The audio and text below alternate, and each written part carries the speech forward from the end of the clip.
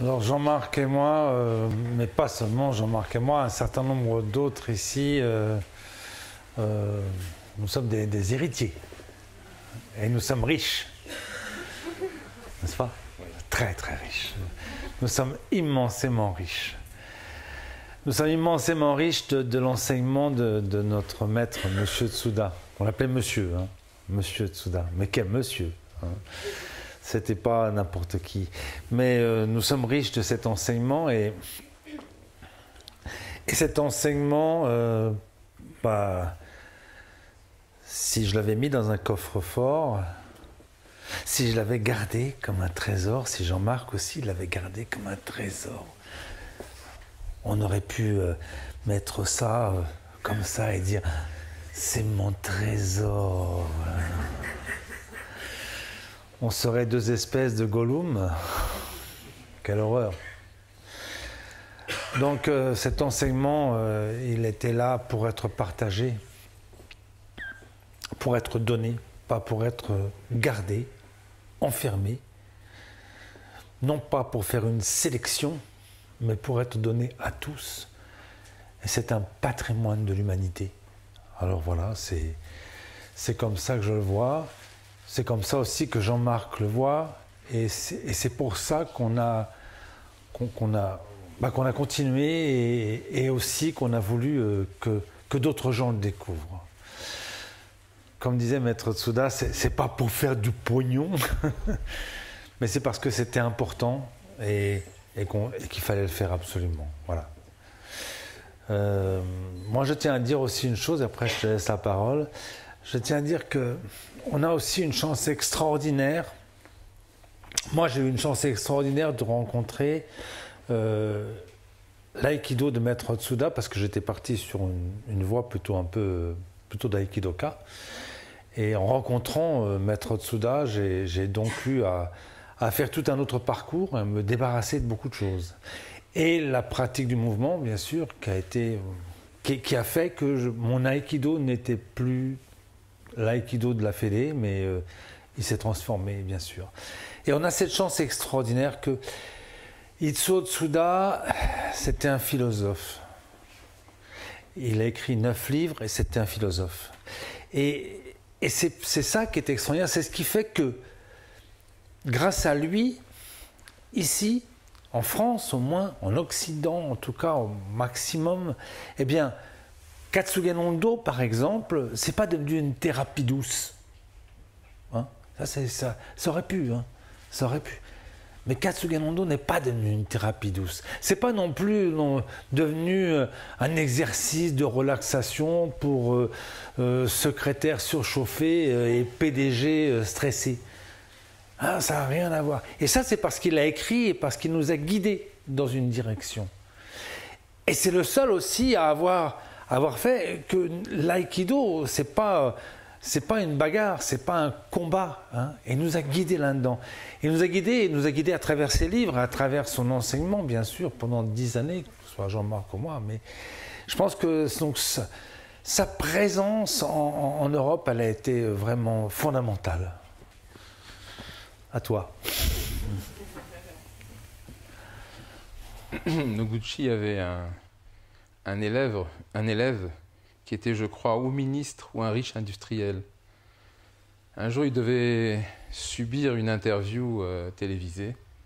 Alors Noguchi Sensei a dit à son élève, si vous n'arrivez pas à vous détendre, si au moment où on vous tend le micro, vous êtes bloqué, alors levez les épaules très fort et relâchez. Le ministre, qui était beaucoup plus âgé que Noguchi, a dit, vous savez, j'ai de la bouteille, je suis un monsieur qui a une certaine expérience. Je me laisse pas tellement impressionner. Seulement, dès qu'on lui a mis le micro sous le nez, il s'est retrouvé, il a pensé à ce que Noguchi lui disait, alors, si vous me permettez quand même.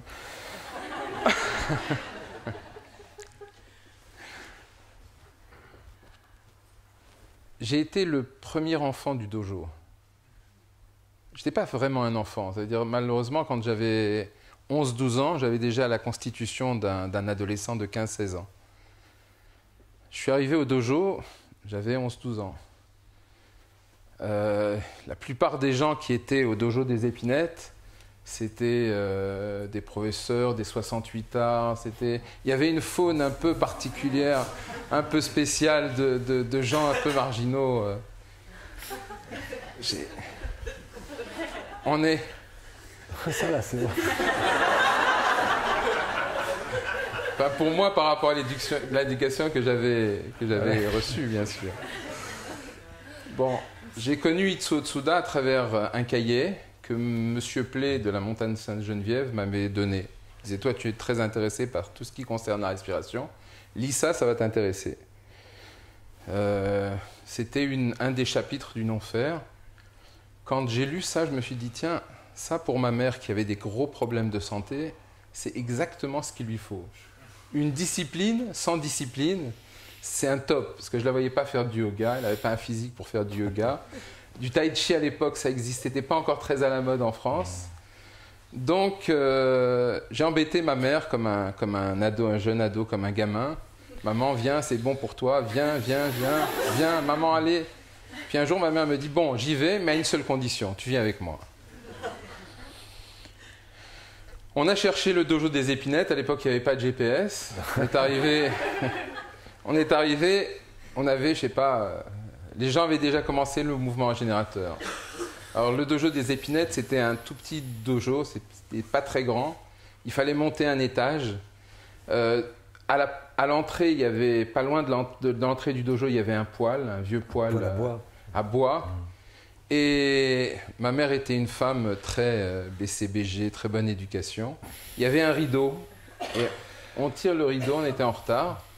Devant, ça veut dire on tombe nez à nez avec une femme qui était à quatre pattes et qui mimétisait un acte sexuel avec un bruissement orgasmique. Quand ma mère a vu ça, elle a fait...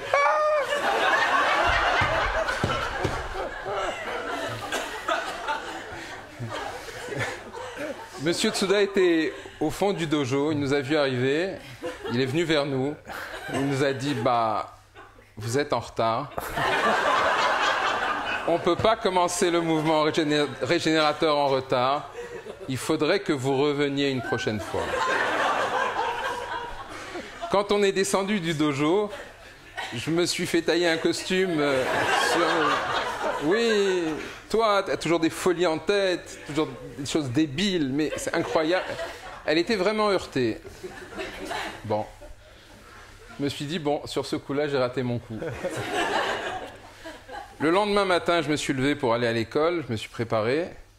Je vois ma mère venir vers moi avec un visage extrêmement serein, avec un visage serein que je ne lui avais pas vu depuis des années.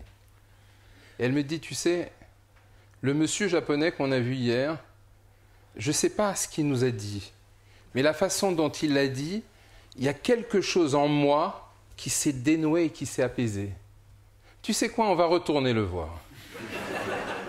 Et on est resté jusqu'à la fin, jusqu'à ce que Maître Tsuda nous quitte physiquement, parce que pour moi, spirituellement, il est toujours avec nous. Il y a quelques années, Madame Tsuda était venue visiter notre dojo, et elle était très émue à la fin de la pratique. Elle m'a dit je sens mon mari présent dans le dojo. Et j'ai envie de vous dire la même chose. Chaque fois que je rentre dans un dojo où il y a la respiration, où il y a la recherche, où il y a cet esprit que Maître Tsuda nous a enseigné, je ressens sa présence physiquement. Hier, il y a quelqu'un qui me dit que de temps en temps, il a l'impression que Maître Tsuda lui fait yuki pendant la nuit. Je vous dirais que moi, ça m'arrive assez régulièrement de rêver de lui. Et c'est toujours c'est toujours assez riche. Des fois, je me rappelle, des fois, je ne me rappelle pas. Mais je trouve que le contact est toujours assez riche. Voilà. Maître Tsuda, il ne nous a pas formés pour devenir des grands aïkidoka ou des grands maîtres. Il nous a formés pour être des gens qui découvrons la vie en permanence. Vous savez, on n'est pas le même à 20 ans qu'à 30 ans, on n'est pas le même à 30 ans qu'à 20 ans, on n'est pas le même à 50 ans qu'à 30 ans, mais on a toujours cette envie de continuer, de poursuivre cette passion qui nous anime par rapport au message qu'il nous a transmis. le Katsugen, le Seitai, l'aïkido. Et Maître Tsuda avait souvent l'habitude de dire « Le dojo, c'est pas ici. Ici, c'est bien, c'est fermé, c'est cloisonné, c'est protégé. Le dojo, c'est quand vous sortez dehors. Le dojo, c'est quand vous vivez votre vie, quand vous êtes dans le quotidien. C'est là qu'il faut faire aiki. C'est là que votre respiration doit rester calme et tranquille, profonde. » Voilà. Je te retransmets la parole.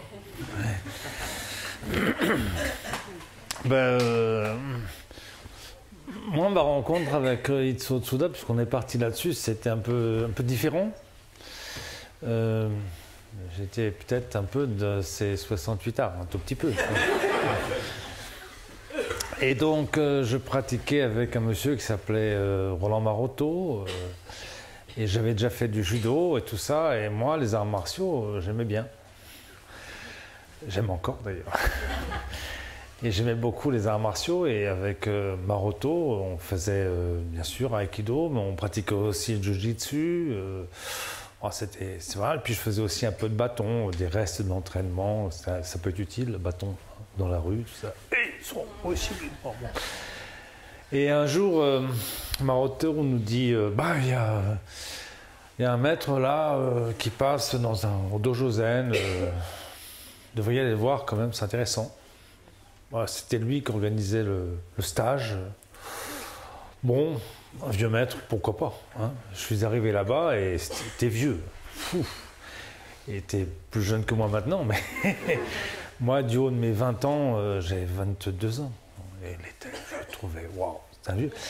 Et mon prof, Roland Maroto, qui était quand même une baraque avec les cheveux longs et tout, c'était un mec super.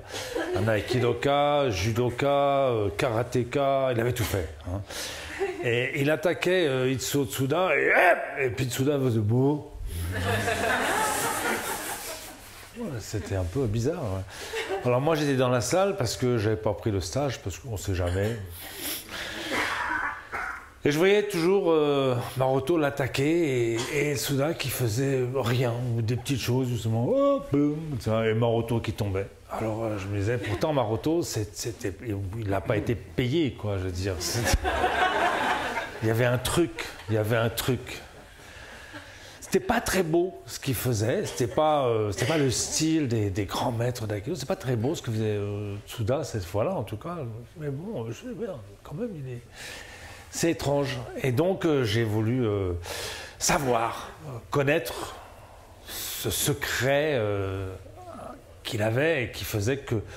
Donc j'ai pris mon courage à deux mains, je suis monté sur mon Solex et je suis donc allé à Charenton. Alors à l'époque il n'y avait pas d'autoroute et tout ça, puis en Solex jusqu'au pont de Charenton d'ici, ça fait un petit bout quand même.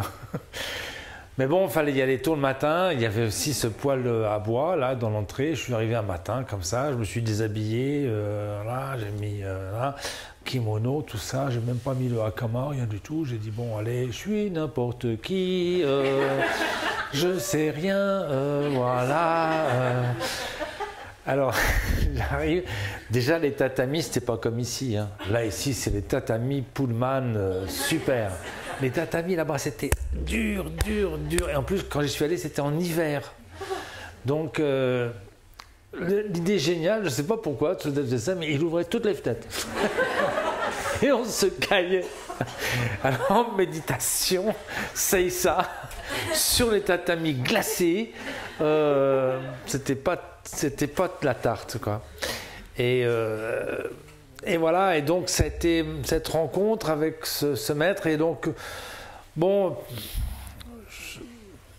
moi c'était surtout à travers l'aïkido, hein, parce que là, moi, quand j'ai entendu parler du mouvement régénérateur, je ne sais pas ce que c'était, mais il y avait des gens le dimanche matin qui, après, faisaient un truc bizarre.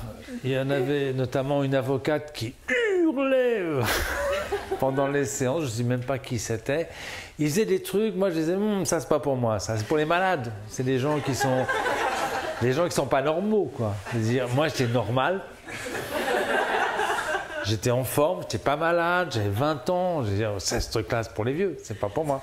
Donc je faisais pas au début, j'étais pas du tout dans le style. Moi, ça m'intéressait pas du tout. Moi, ce qui m'intéressait, c'était de comprendre comment lui, ce vieux, il arrivait à échapper. Alors un jour, c'est moi qui l'ai attaqué.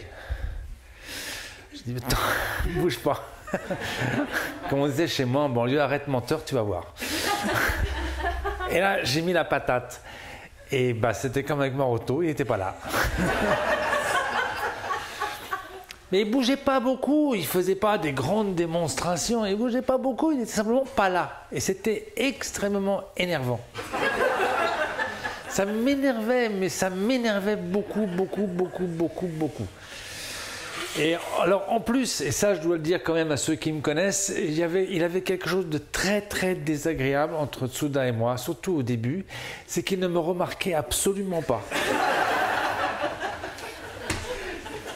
Non mais moi, non parce qu'il y avait des gens qui ne remarquaient pas, bon ça.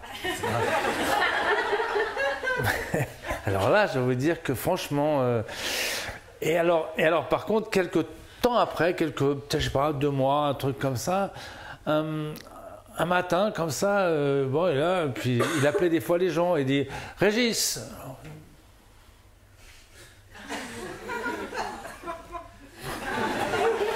Je savais même pas qu'il avait retenu mon prénom, hein, franchement. À toi, Jean-Marc. Nous, on a commencé par le mouvement régénérateur, et puis après, on est venu à l'aïkido. Ma mère avait une gentille 45-50 ans à l'époque, pour lui faire aller acheter un kimono à la montagne Sainte-Geneviève. Elle m'a fait un scandale devant les... À l'époque, j'enseignais le karaté, donc c'était un peu difficile pour moi d'entendre des remontrances devant des gens que je connaissais, mais bon, elle a acheté un kimono. Et puis on est parti pratiquer l'aïkido avec Maître Tsuda. Je ne savais pas du tout chuter. Puis à un moment donné, il demande quelqu'un, personne ne se lève, je me dis je vais y aller. Je ne savais vraiment pas chuter. Il m'a jeté dans tous les sens. Ça faisait boum, toute la salle résonnait. Mais je ne me suis jamais fait mal. J'avais l'impression que quand j'atterrissais, j'étais porté par un coussin de ki qui me permettait de me poser délicatement au sol sans jamais me faire mal. Et travailler avec Tsuda, c'était un vrai plaisir. De temps en temps, on avait la chance qu'ils nous prennent pour quelques minutes de libre. On n'avait pas envie que ça s'arrête. Il n'y avait pas la notion du tout de tori, de uke. Il y avait l'impression d'une fusion, quelque chose d'agréable. Pas vraiment chaud, pas vraiment froid, mais on se sentait attiré, on se sentait entraîné, on se sentait vivant. C'est quelque chose de très spécial. Je vais raconter une anecdote. J'ai commencé le karaté avant de commencer le katsugen et l'aïkido. Un jour, j'étais en stage de karaté, Maître Tsuda était à Genève. Et puis, à la sortie du stage, on avait bien transpiré, je vais prendre une douche. Je ne me suis pas rendu compte, mon système de sensation devait être en panne ce jour-là, que vous savez, dans les douches, il y a des espèces de, je ne sais pas comment on appelle ça, qui empêchent les poils, les saletés de glisser dans les conduits, qui arrêtent un peu les saletés. Cette entité, c'était donc une douche de gymnase, elle était retournée, il y avait 3 dents en métal qui étaient tournées vers le ciel. D'accord, c'est un gros truc, hein, c'était un truc métal qui pesait lourd. Puis moi, je me savonnais, je me shampouinais, et puis d'un seul coup, oh! Je lève le pied, le truc qui devait peser 1 kilo restait attaché à mon pied. Je l'ai arraché, et d'un seul coup, le sang a giclé, pas coulé. Il y avait un jet comme ça. Je regardais mon talon, il y avait un jet de sang qui giclait comme ça. J'ai commencé à m'affoler, je me suis dit, mais ça ne va jamais s'arrêter. Au moment où j'ai pensé ça, plus de sang. Bon. Je suis rentré chez moi, j'avais assez mal au pied. Le lendemain, le pied avait gonflé, il avait une vilaine couleur. Et puis, je montre ça à ma mère. Bon, ma mère était très Tsuda, mon père beaucoup moins. Mon père était très rationnel, très médecin, très hôpital, très vaccin.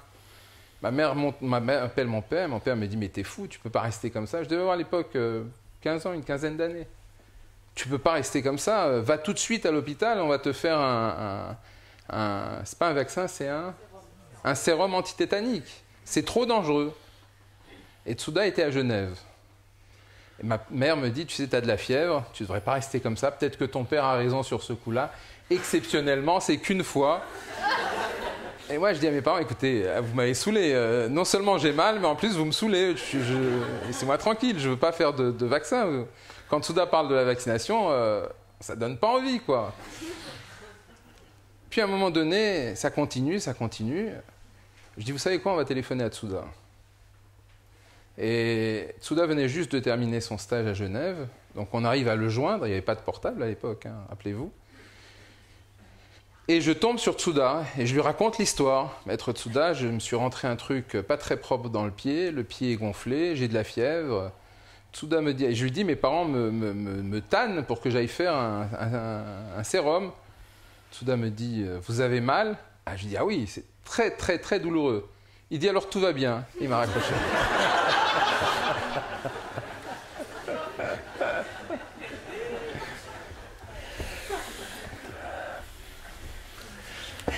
Puisqu'on est dans les anecdotes, je vais continuer sur ces anecdotes-là. Hein. C'est-à-dire que donc on a eu des rapports très différents.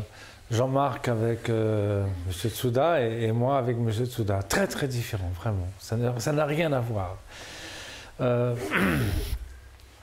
me souviens très bien qu'avec M. Tsuda, il y avait des gens qui s'occupaient beaucoup. Hein. Il était très attentif. Quand quelqu'un se cognait la tête, il venait, il faisait yuki. Certaines personnes. Et moi, un jour, pendant, je crois, le stage, un truc comme ça, c'était pendant le stage, à la fin de la séance de mouvement. Donc c'était donc rue des Petites Écuries, je crois.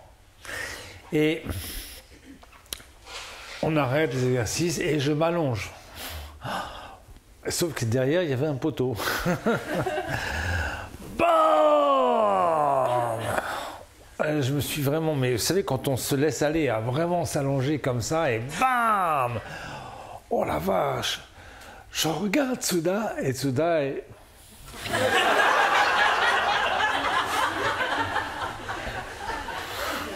Merde! C'était très... une autre fois aussi, pour vous montrer à quel point il était gentil avec moi, on était donc... c'était le repas de stage, tout ça, on mange, Tsuda toujours, bonne bouteille de Bourgogne avec Monsieur Rosette, il déconne, tout ça, on chante des chansons, on fume son cigare et tout. À un moment donné, moi je vais aux toilettes. Je vais aux toilettes et... Paf, terminé, dans les pommes. Badaboum, badaboum, badaboum, badaboum. Je tombe dans les pommes. Du coup, il y a des gens qui étaient là, qui essaient d'ouvrir la porte, etc. Alors, voilà, on me redresse, on me dit, ça va, Régis, tout ça. Je dis, oui. Et M. Tsuda, il est là. Dès qu'il a entendu le bruit, il est parti. C'était extrêmement... voilà, c'était bien. Ouais. Donc, moi, je m'accrochais. Je m'accrochais.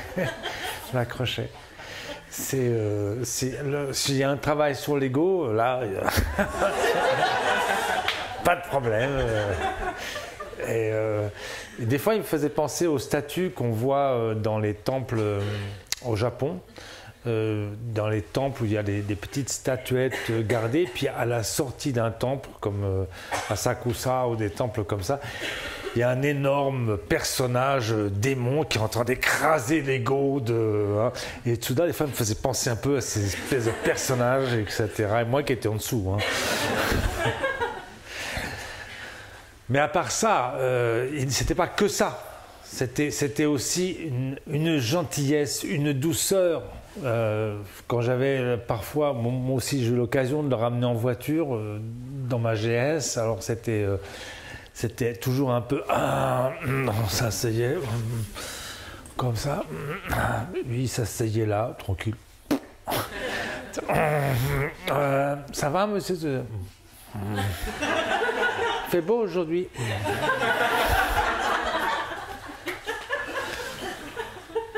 On m'arrêterait à la banque. Et des fois, il était là et ça commençait comme ça. Ça, c'était les moments où j'étais tout ému parce qu'il me disait, par exemple, vous savez, Régis, là, je fondais, là, c'était trop bon. Et puis, bon, il me racontait un truc ou un autre, mais là, c'était vraiment quelque chose. Parce qu'il y avait une telle chaleur. C'était une personne, on ne pouvait pas la rencontrer comme ça. C'était une personne tellement une personne. Et en même temps, quand il avait son impair, etc., parfois le matin, après l'aïkido, il gardait son impair pour prendre. On prenait le café, il était là avec son impair et tout ça. Il avait aussi l'art de ne pas répondre à nos questions. Oh là là là là. Oh là là, quand on essaie, alors on s'est préparé. Alors, bon, alors, Monsieur Tsuda, dans le cas de quelqu'un qui est malade,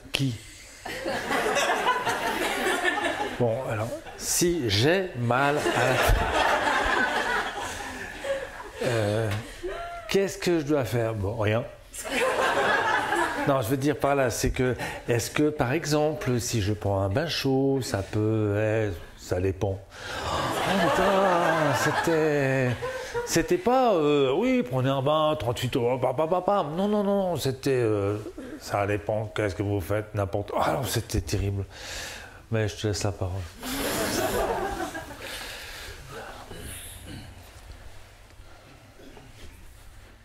Il y a eu Maître Tsuda des Épinettes, il y a eu Maître Tsuda de la rue d'Avron. Entre les deux, il a fait quelques stages chez mes parents. On avait un immense salon, enfin bien petit par rapport à ce dojo, mais il a fait quelques stages, il a animé quelques stages chez mes parents. Il y a eu le Maître Tsuda des petites écuries. Et après, il y a eu Monsieur Tsuda malade. À aucun moment, il ne s'est arrêté de transmettre ou d'évoluer ou de nous permettre d'évoluer. Il y avait toujours une porte ouverte avec lui. Je vais vous raconter une histoire. Donc, je pratique toujours, mais à l'époque, je pratiquais le karaté haut niveau.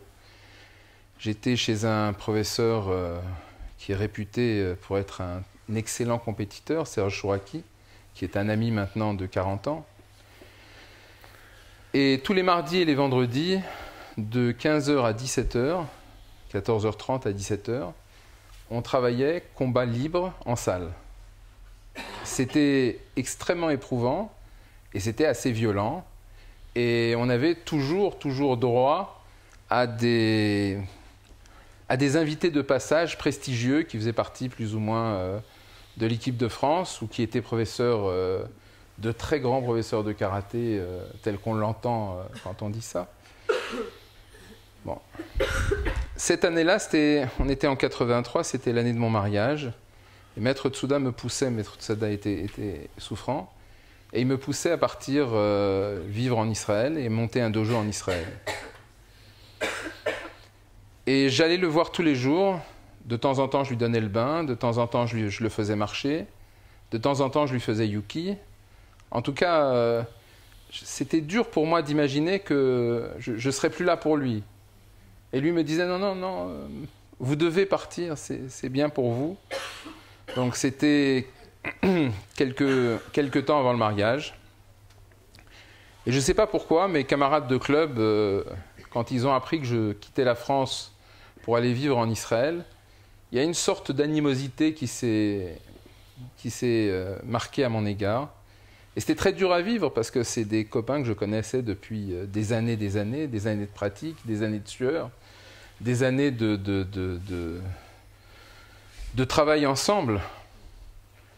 Ce jour-là, Serge Chouraki était en vacances. Il y avait deux élèves. L'un était un élève très réputé de Guy Sauvin. Guy Sauvin, à l'époque, était directeur technique national. Et l'autre était un camarade de club. Les deux travaillaient ensemble. Ils avaient ouvert un dojo dans le 91.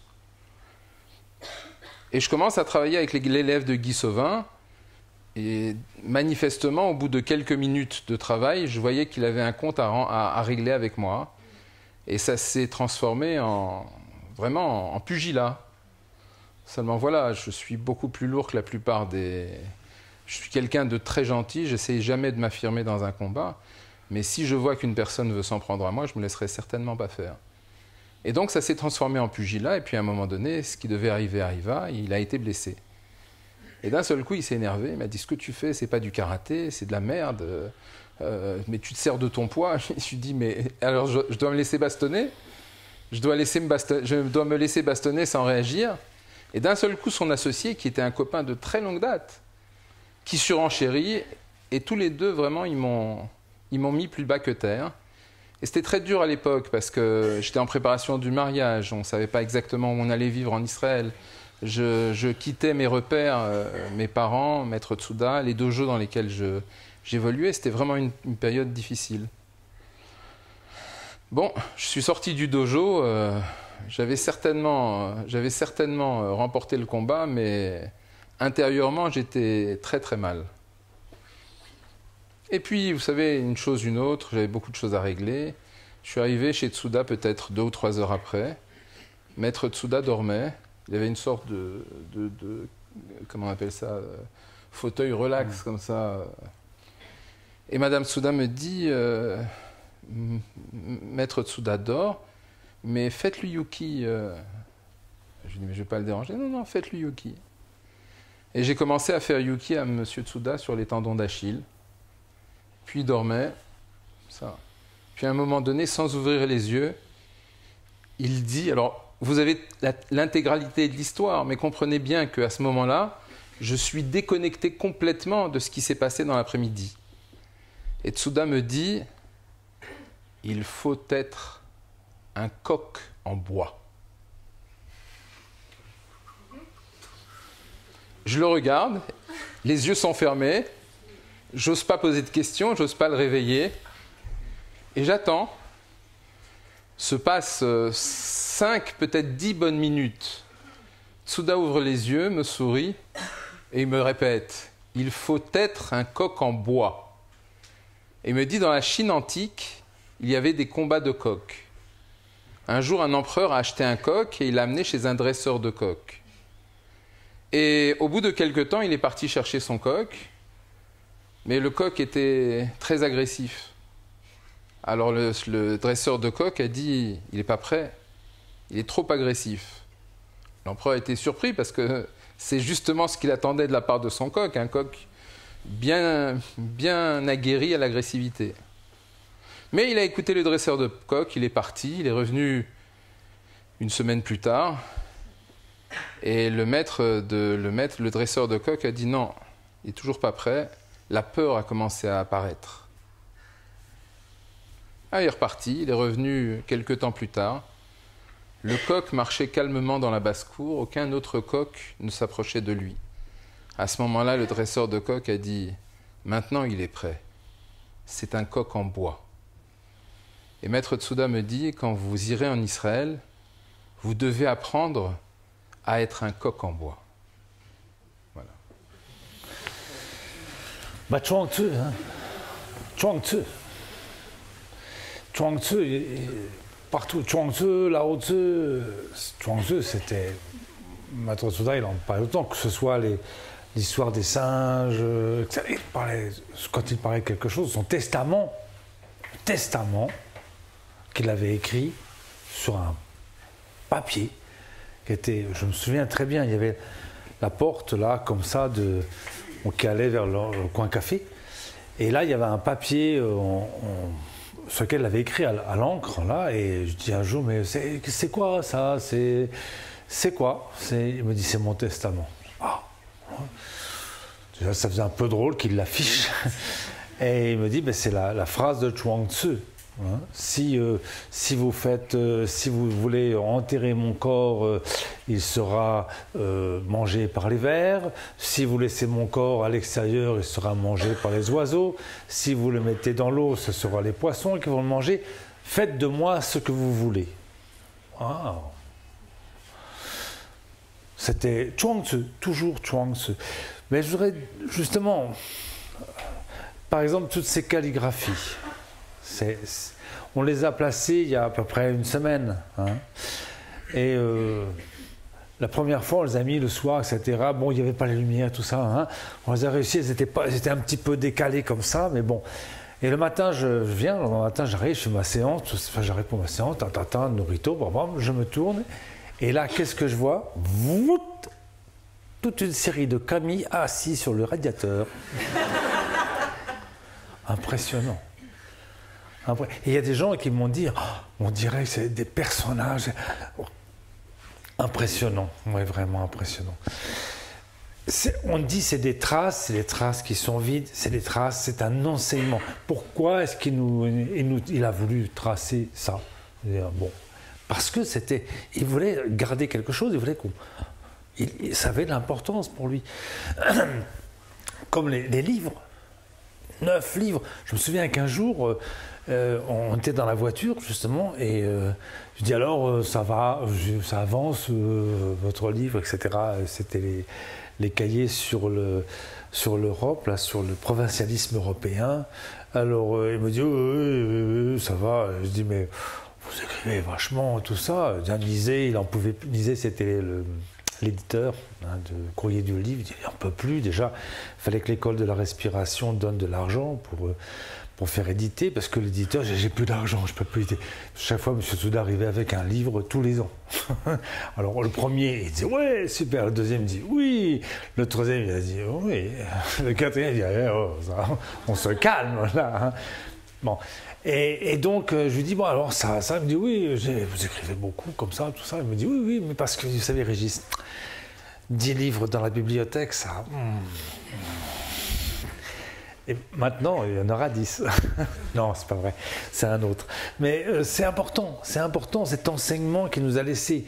Je l'ai dit au début, et là, pour moi, en tout cas, je vais rien dire de plus, hein, sauf si vous avez des questions. Mais si le Kasugen Hondo n'est pas aujourd'hui une thérapie douce ou une thérapie de groupe ou un truc pour les zinzins ou autre, si l'aïkido n'est pas une bagarre ou un truc aussi édulcoré, etc., c'est parce qu'il a laissé ça. Et on peut toujours s'y référer. On peut toujours aller épuiser dans ses livres. Les livres de Souda, des fois je dis je les ai lus au moins 6 fois. Je suis un menteur. Je suis au moins 10, 12, je ne sais pas. Parce que parfois, je prends un livre et puis je dis tiens, c'est bon. On cherche un truc, je dis ouais, ça va, tiens, je prends un livre, je regarde. Alors je commence à dire c'est pas là, c'est pas là. Voilà. Et je me perds. Je relis. Je dis bon, ça va, arrête quoi. Mais c'est jamais fini, moi. Hein. Donc aujourd'hui, nous, il faut qu'on continue. Et c'est ce qui se passe. Et si vous êtes là, tous aussi peu nombreux, malgré tout. Mais oui, vous êtes nombreux, mais vous êtes peu. Imaginez tout le travail qu'on a à faire. Vous. Moi, bientôt, je ne pourrai plus. Mais vous, tout le travail qui vous incombe. Hein, ce que Souda nous a transmis, ce que j'ai réussi, ce que Jean-Marc a réussi à transmettre, c'est à vous maintenant de le porter en avant. Ça ne doit pas s'arrêter comme ça, c'est fini. Il est mort, le maître, on ne peut plus rien faire, tant pis. Non, c'est vous. Tout est entre vos mains. Voilà. Merci à tous encore. Et merci de votre attention.